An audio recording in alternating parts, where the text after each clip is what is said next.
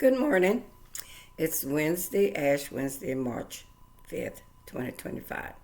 Well, I went to Mass this morning, my husband and I, and we got our ashes, as you can see. I wanted to talk about the reason we don't eat meat on Fridays. One of the reasons is because it's in conjunction with the fact that Jesus died on a Friday. When the church changed and said that all Catholics could start eating meat on Fridays, I think it was back in the 60s, they neglected to say that you still had to do a sacrifice. Not eating meat was considered a sacrifice to honor the death of Jesus on Good Friday. And I didn't know this. I asked my priest why was it changed, and he said, well, the sacrifice part didn't change. What changed was you get to choose your sacrifice. In the beginning, the church chose the sacrifice for you. So that's why it was universal, no meat on Fridays. Needless to say, a lot of people didn't get the end of that part, and so they had no idea. Because I know for a fact when I tell people that, they said, well, I never knew that. I said, that's because with everything, you don't get the full disclosure. You have to, wait for someone to tell you or read the whole thing yourself. So, Meatless Friday during Lent. Now, during Lent, the church does require you to give up meat on Fridays and fowl. Because for some reason, there was a lot of Catholics who didn't think eating chicken was considered meat. But so now, when they put it in the bulletin, they say you must abstain from meat and fowl. So now we know. Anyway, I wanted to say I hope you guys have done something or decided to do something for the next 40 days, and doing sacrifices, doing almsgiving, doing charitable work. All those things count. And if you can find time to do some of these things, that would be great for you and getting closer to God. As we all know, Jesus is the only reason for everything. And we are a blessed people. We live in a country where free speech is still free speech. For a while, I thought we were never going to get back to where we could speak freely without being told that we had did something wrong. There are a lot of countries, you guys may not know it, some of you may, that free speech is not free. And there are countries where if you post something online and they determine that it is not, it is against the law, you could go to jail. You could be arrested. In some countries like here, we can go, like if you're pro-life, you can go to a pro-life clinic and pray, what we used to call sidewalk counseling.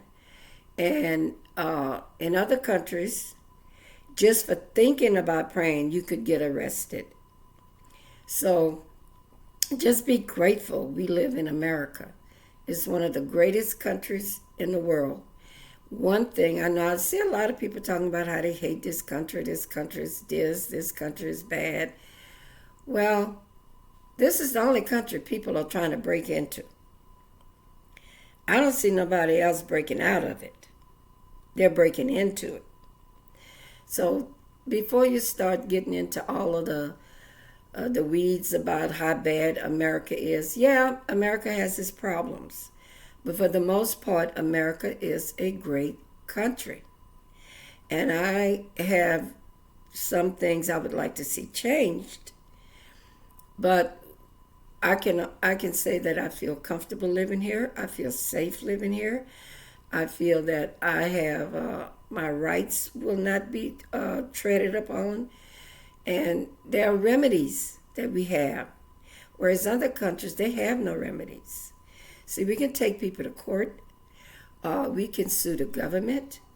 We can sue anybody that we think have done us wrong. Now, it may not come out good. We may not win, but we have that option. That option is because we live in America.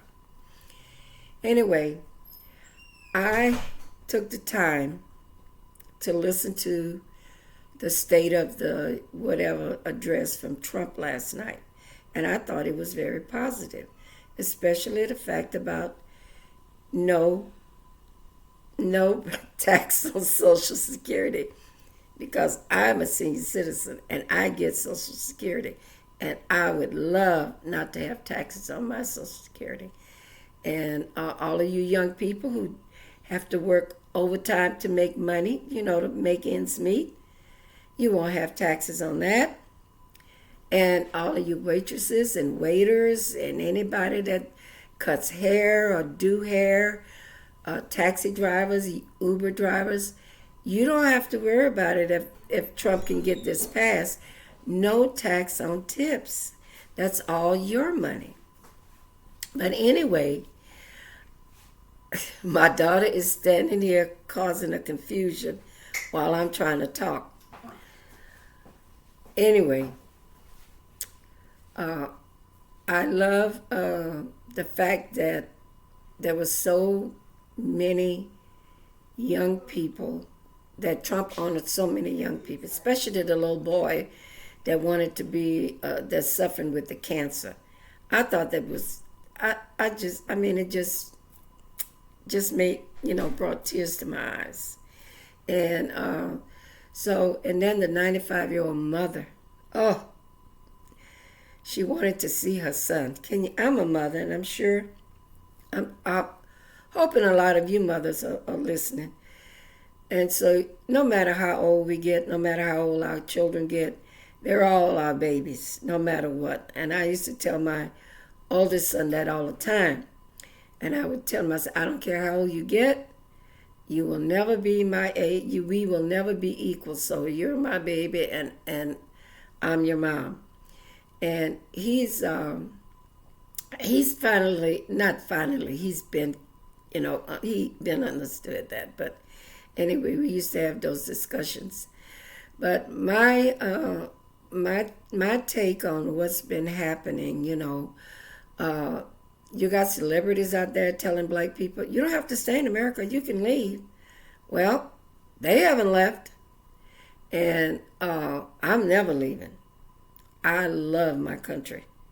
And I love where I live. And I'm not going anywhere. I didn't go anywhere when things were bad under Biden, under Obama, under even Bush, Clinton. I've lived through all of those. And I am not about to leave my country because of a president and what I don't like what he's saying. I like everything. No, I don't. I'm not going to say I like everything. But all of that fraud that Trump is uncovering with Elon Musk, that is unbelievable. They want to say there's no proof, they're just saying that. How do we know it? Well, they're tracing those Social Security numbers. And they're going to find out if those numbers are receiving checks and where they're receiving. We got a person on our Social Security roll that is older than our country. And our country is going to be 250 next year. So anyway, I'm not going to talk too long. I just wanted to talk about the church a little bit and to give you a little take on how I feel about what happened at with the State of the Union or whatever they're calling it. I'm glad of one thing. We weren't going to get in that war with Zelensky. All my life, we've always been in wars. And like you heard, I was President Bush, Clinton, the other Bush, the older Bush, and Obama and Biden, and Trump and then Biden, then Trump again. So we were always in wars. And I would always say, why are we over there messing with those people? Leave them alone. And finally, we got a president, whether you like him or not. I'm not trying to be what they call an apologetics for Trump. Whether you like him or not, he doesn't want war. And we don't want to see our young men and women running off to war in a war that doesn't even belong to us. We don't even know those people. I know when Trump got in, when he got into office, or when something happened in Syria where either the Taliban, or I don't know the difference between all those people, but somebody invaded Syria. And they asked Trump what he thought about it. He said, I have nothing to say about it. That's their war. That's not our war. Let them work it out. And that's the kind of president I want. We seem like we were always in a war. And I would ask myself, why are we always in a war? Nobody could tell me. They'd lie to us. That's what they would say. They'd say, well, we're in danger. We're fighting them over there so they won't come over here. How are they going to get over here over that ocean? We have to know they're coming. So that makes no sense. But I'm glad Trump had stopped all aid to Zelensky. He's on there talking about, oh, this war is never going to end. It's never going to end. Well, it will end because you're going to be fighting it by yourself. We're not going over there. And I don't want my sons to be drafted to go over there at all. And luckily, all my sons are grown. And so that's over with. But I don't want anybody going to war. I don't want no Americans going to war for something that doesn't have anything to do with us. If you come over here and breach our country, we will fight you. But as long as you're over there fighting, fight it out. Figure it out. We're not going to war with anyone. But anyway, I'll end by saying this. Be blessed. Do almsgiving. Do sacrifices. Get closer to God during this Lenten season. And whatever you do, do not let anyone steal your joy. May God continue to bless us all. See you later.